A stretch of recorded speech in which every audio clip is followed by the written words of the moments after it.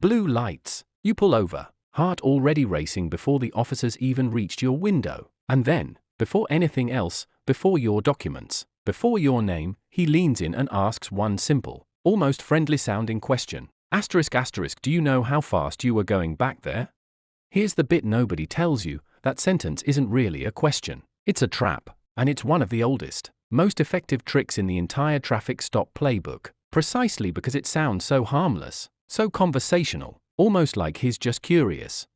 90% of drivers answer it instantly, without thinking, and in doing so, they hand the officer exactly what he needs, wrapped up with a bow on top. I'm a solicitor here in England and Wales, and today I'm showing you exactly why this question is so dangerous, the one mistake nearly everyone makes, and the calm, easy phrase that protects you completely, whatever actually happened on that road. Let's get into it. Here's the legal reality most drivers have never been told, asterisk asterisk, you are under no obligation whatsoever to answer that question. Asterisk asterisk. Think about what's actually happening. The officer already has a number, from a speed gun, a camera, or his own pacing of your car. What he doesn't have yet is your admission, and an admission, in your own words, straight from your own mouth, is worth more to a prosecution than almost any piece of equipment ever could be.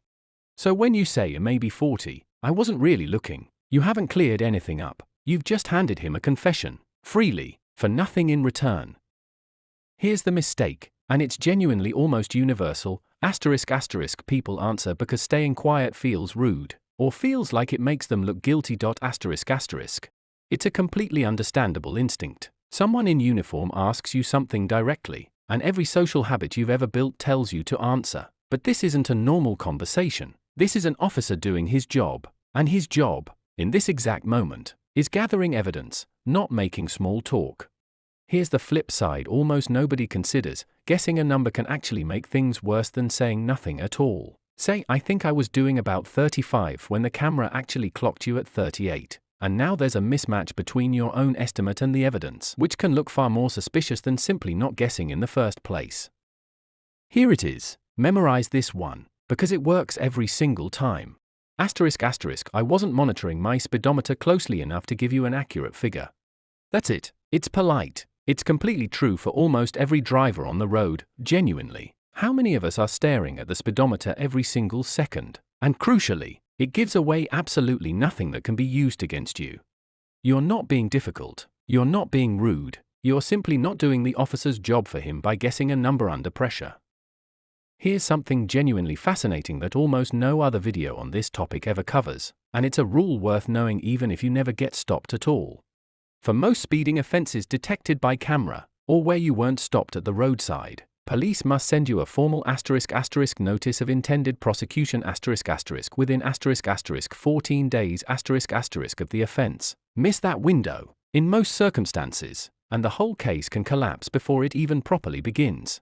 Why does this matter for our doorstep drama? Because if you're stopped and verbally warned at the roadside, face to face, in the moment, that in-person warning itself can count as the notice, and the 14-day clock doesn't apply the same way. That's exactly why officers love getting a verbal confirmation from you there and then. It locks things in immediately, with your own words doing half the work for them. No letters, no paperwork, no waiting required on their end at all. Knowing this single fact changes how you should think about the entire roadside conversation. It's not just a chat that happens before the real process starts back at the station, for speeding specifically. What gets said and confirmed right there, on the tarmac, can genuinely be the entire process, start to finish. Now, let's be crystal clear, because this is exactly where people swing too far the other way and make an entirely different mistake. You are legally required to give your name, and to confirm who was driving, under asterisk asterisk section 172 of the Road Traffic Act asterisk asterisk. Refusing that is a genuine offense in its own right, completely separate from the speeding question itself. So the winning move isn't going silent altogether. It's simple: hand over your documents, confirm you're the driver, stay completely polite throughout, and just don't guess a number when asked how fast you were going. Here's a genuinely new angle worth knowing, because it explains exactly why this question works so well on so many otherwise sensible, careful people. Officers are trained, deliberately, to ask this in a light, almost casual tone, never accusatory, never aggressive, sometimes even with a small smile. That relaxed delivery is entirely intentional. It's designed to make the question feel like small talk rather than what it actually is, an active piece of evidence gathering, happening in real time, with a notebook ready right behind it. The friendlier it sounds, the more likely you are to drop your guard and answer without thinking, exactly the way you'd answer a friend asking if you fancied a coffee.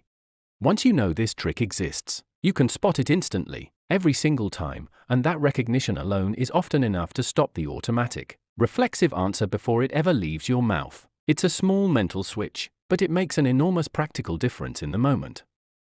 If it turns out you genuinely were speeding, staying calm and giving that one simple phrase doesn't make the ticket disappear, the officer's own reading will usually still stand on its own, whether it came from a speed gun, a camera, or a properly calibrated pacing exercise. What it does do is stop you from adding your own voluntary confession on top of the officer's evidence, which matters far more than people realize if the case is ever challenged, or if you're weighing up whether to attend a speed awareness course, accept points, or contest it entirely with proper legal advice.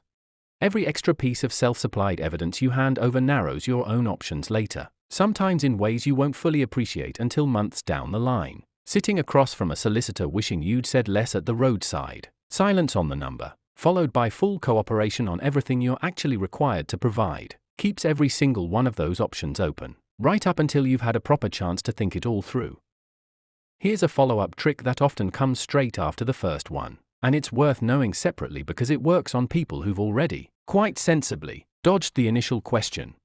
Sometimes, when a driver politely declines to guess a number, the officer will try a slightly different angle. ***, no worries, it's just for my own report. Doesn't really matter either way. ***, it sounds reassuring. It's meant to, but just for my report and not really evidence are two completely different things, and only one of them is actually true. Whatever goes into that officer's notebook, however casually it's framed, can absolutely end up forming part of the evidence in your case. The same calm phrase from earlier still works perfectly here. You're not obliged to change your answer just because the follow-up sounds more relaxed than the first attempt. Politeness and consistency together are a genuinely powerful combination in this situation. Here's something worth knowing that has nothing to do with what you say, and everything to do with how you say it. Officers are trained to notice more than just your answer: hesitation, over-explaining, visible nervousness. All of it can end up described in a report as behavior consistent with someone who knows they were speeding, regardless of whether that's actually true. Genuinely calm, ordinary drivers get stopped every single day, and nerves at being pulled over are completely normal, but it's worth knowing that how you come across matters, alongside what you actually say. The good news is that the exact phrase we've already covered does double duty here. Delivering it calmly, evenly, without rushing, doesn't just protect you legally, it also simply looks and sounds like someone who's confident and cooperative, rather than someone who's panicking about a number they don't want to say. Practicing it once or twice in your head, long before you're ever actually stopped, means it comes out naturally rather than sounding rehearsed or defensive in the moment. Everything covered so far has focused on the roadside conversation, but it's worth briefly addressing camera-detected speeding too, since the two situations are often confused. If you're caught by a fixed or mobile speed camera rather than stopped in person, there's no roadside conversation to worry about at all. The 14-day Notice of Intended Prosecution process kicks in properly, arriving by post to the registered keeper of the vehicle. At that stage, you'll usually be asked in writing to confirm who was driving, which is a different requirement to the in-person roadside chat we've focused on throughout this video, and it still needs to be taken seriously and responded to accurately within the timeframe given.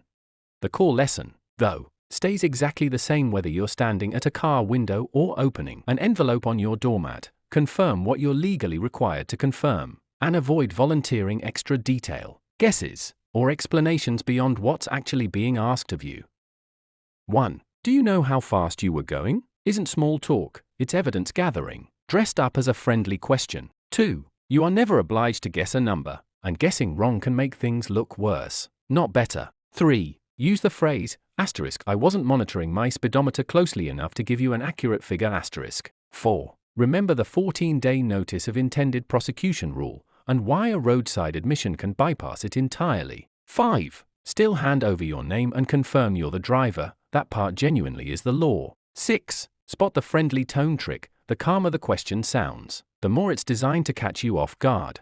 The officer asking that question is counting on exactly one thing, that you'll answer before you've had a second to think. The moment you know that, the entire dynamic of that roadside conversation changes completely. Know your rights, because the drivers who know them are the ones who drive away with the least said, and the most protected every single time, whatever number was actually on that speed gun. Asterisk, this video is for general information only and isn't legal advice. If you're facing a specific situation, speak to a qualified solicitor. Asterisk.